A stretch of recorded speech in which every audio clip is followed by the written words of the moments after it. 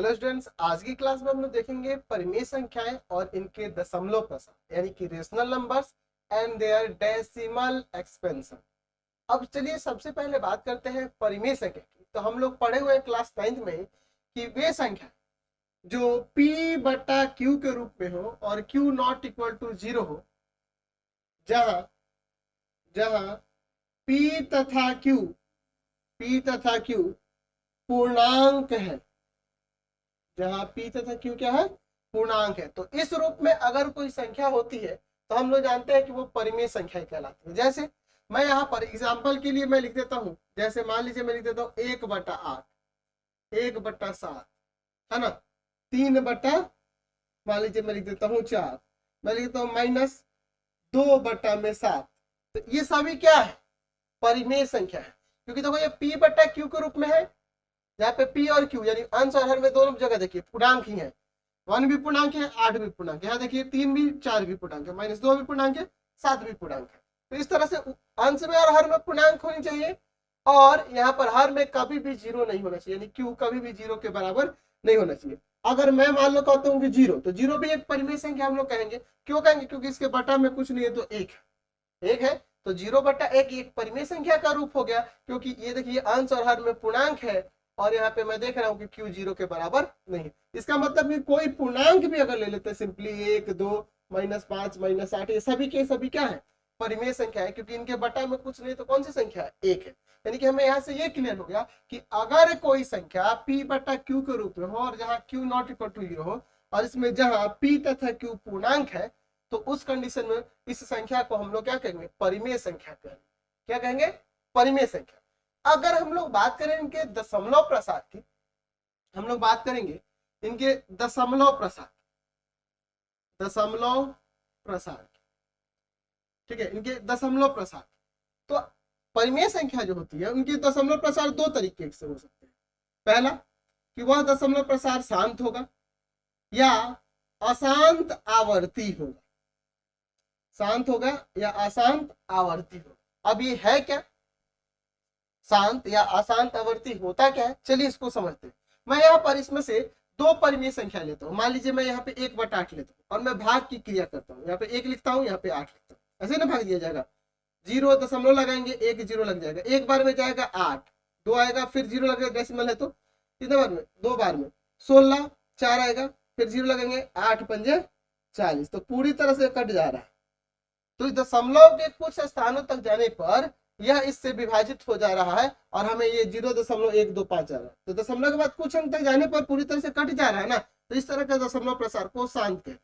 अब देखिए अशांत आवर्ती क्या होता है, तो मैं अगर परिमेय संख्या 1/7, यहाँ पे 1 लिखता हूँ, यहाँ पे 7 लिखता हूँ, इधर साइड में ले लेता हूँ, दिखेगा नहीं वहां पे।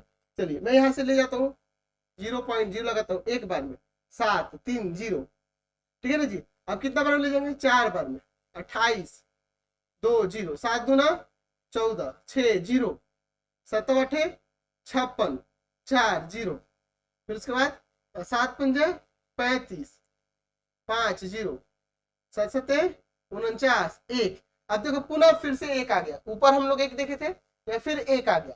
अब देखो ये क्या होगा कि फिर इसके बाद वही आएगा, 1 4 2 8 2 8 5 7, फिर 1 4 2 8 5 7। यानी कि अगर 1/7 का दशमलव प्रसार करेंगे तो ये 0.142857 ये बार बार रिपीट होगा। आप इसे ऐसे भी लिख सकते हैं, 0.142857 इसके ऊपर बार दे दिए, तो इस तरह से भी आप इसको रिप्रेजेंट कर सकते हैं। यानी कि यही बार बार आपको रिपीट होते रहेगा।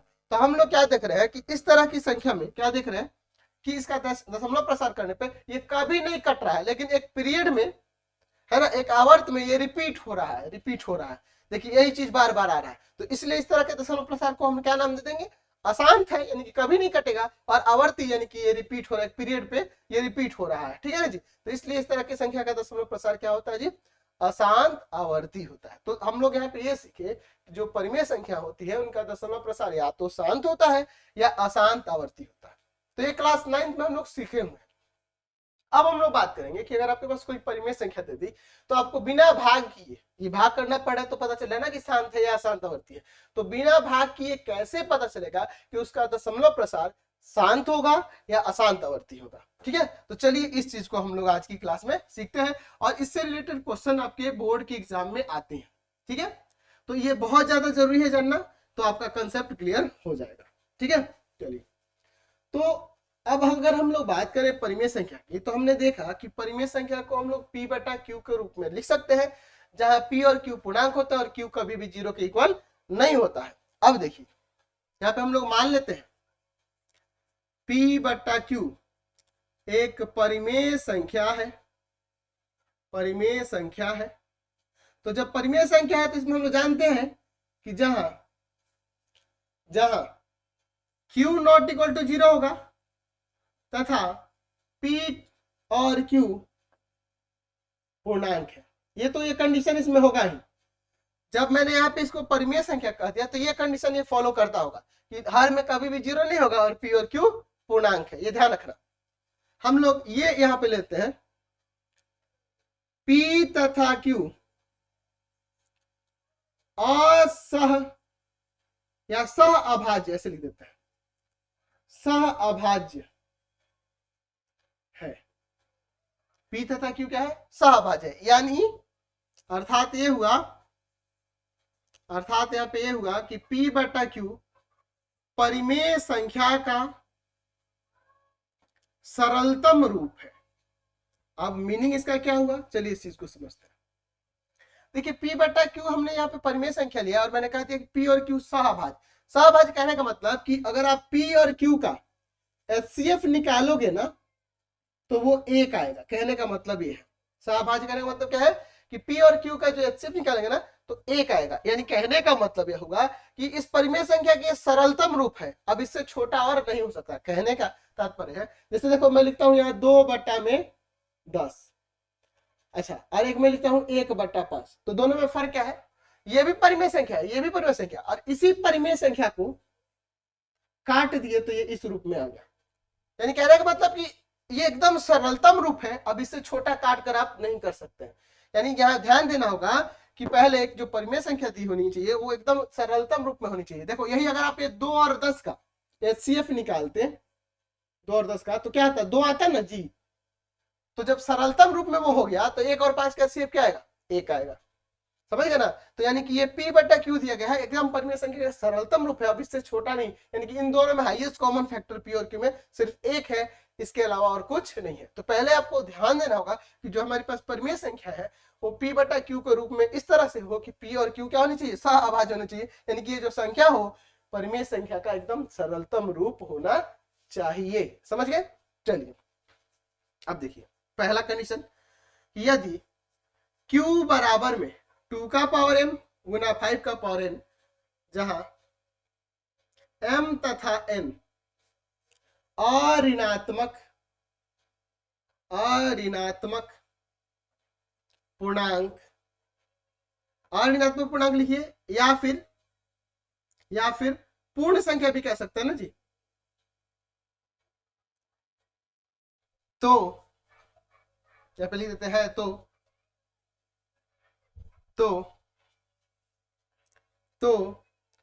परिमेय संख्या p बटा q का दशमलव प्रसार शांत होगा। दशमलव प्रसार क्या हो जाएगा? शांत होगा। ठीक है, इस चीज को समझेंगे अभी। दूसरा कंडीशन दे सकते हैं कि यदि q नॉट इक्वल टू 2 का पावर m गुना 5 का पावर n, जहां m तथा n अऋणात्मक पूर्णांक या पूर्ण संख्या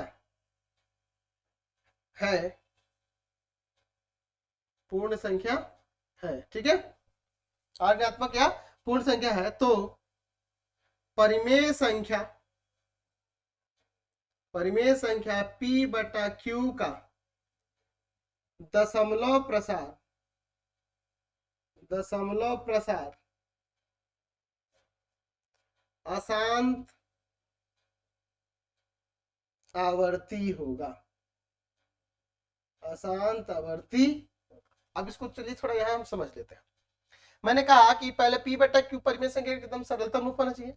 अगर q बराबर 2 का पावर m और गुना 5 का पावर n के रूप में हो जाता है, जहां m और n यानी कि इसके पावर की बात हो रही है, घात की, ये पूर्ण संख्या होनी चाहिए या अऋणात्मक पूर्णांक। अऋणात्मक पूर्णांक का मतलब हुआ कि 0 1 2 3 4 माइनस वाले छोड़ के बाकी सारे शून्य पूर्णांक भी और बाकी पूर्णांक भी। तो शून्य पूर्णांक और बाकी सारे पूर्णांक काउंट कर लोगे तो पूर्ण संख्या हो गई।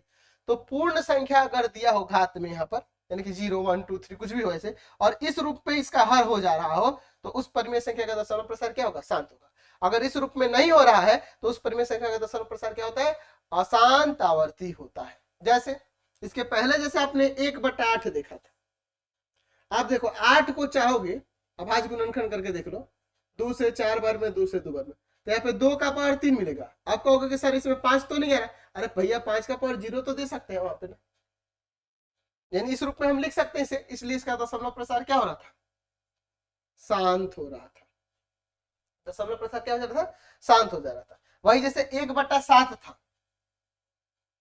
इसको आप कुछ नहीं कर सकते भाई, तो उतना ही छोड़ दीजिए।